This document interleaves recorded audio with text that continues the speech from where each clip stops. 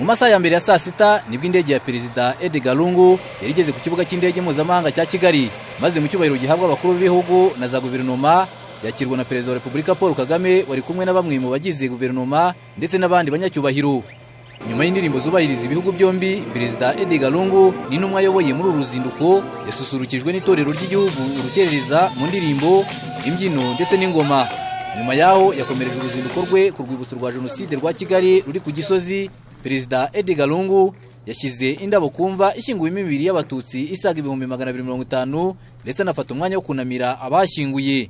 Perezida wa Zambia Edgar Lungu ari kumwe na bamwe mu bayobozi mu Rwanda barimo Minisitiri wa Siporo n'Umuco Uwacu Julienne na Minisitiri w'Uburezi Dr Mutimura Eugene yasobanuriwe amateka y'u Rwanda mbere ya Jenoside yakorewe abatutsi, uburyo Repubulika ya mbere n'iya kabiri zagize uruhare mu kwimakaza urwango mu kuva mu mizi y'abakoloni bikaza gutuma abasaga miliyoni bicwa muri Jenoside yakorewe abatutsi.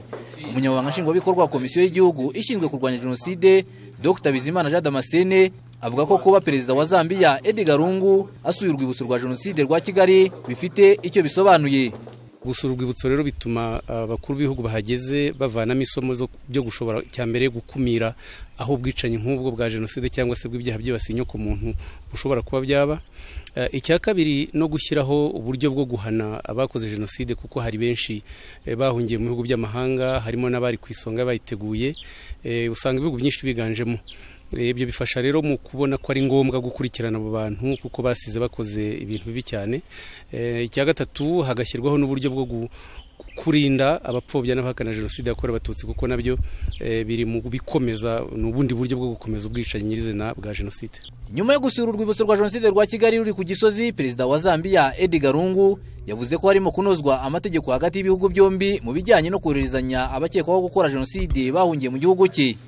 People who perpetrated genocide, wherever they may be, are known, and I think it depends on the protocols. Abantu bose bakoze Jenoside aho baba bari hose barazwi.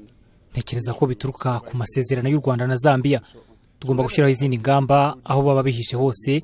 Abantu bakoze ibyaha nk'ibi bagomba kugezwa imbere y'ubutabera aho baba bari hose. Niba bihishe muri Zambia bakamenyekana, hari bigomba gukurikizwa bakagezwa imbere y'ubutabera. Mu gihe hazaba hariho amategeko ahamye, aba bantu bagomba kugezwa imbere y'ubutabera, kuko ntabwo dushobora guha abantu buhungiro bica amategeko.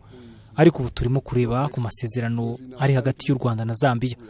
Ese amategeko mpuzamahanga yo aravuga iki? Ibi byose tugomba kubyibandaho hanyuma dufata umwanzuro. What are the international protocols that we subscribe to?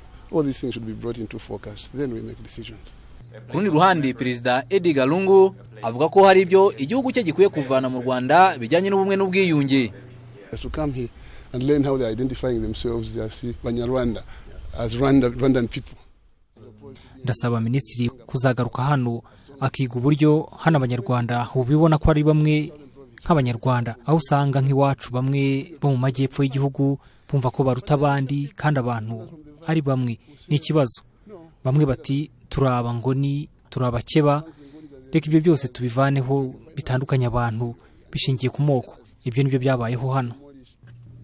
Completely obliterate from our identification documents classification of people by tribe. This is what happened here. Mu nyandiko Perezida Edgar Lungu yagize ati, uru ruzinduko rungaragarije uburyo umugabane wa Afurika wakoronejwe bawucamo ibice, urakandamizwa n'abawukoronije mu byiswe tubacemo ibice tubayobore.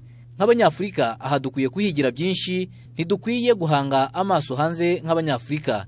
Roho z'abazize Jenoside yakorewe abatutsi zikomeze gutanga icyizere ku kuzanzamuka k'u Rwanda. Kwizera John Patrick, Televiziyo Rwanda, i Kigali.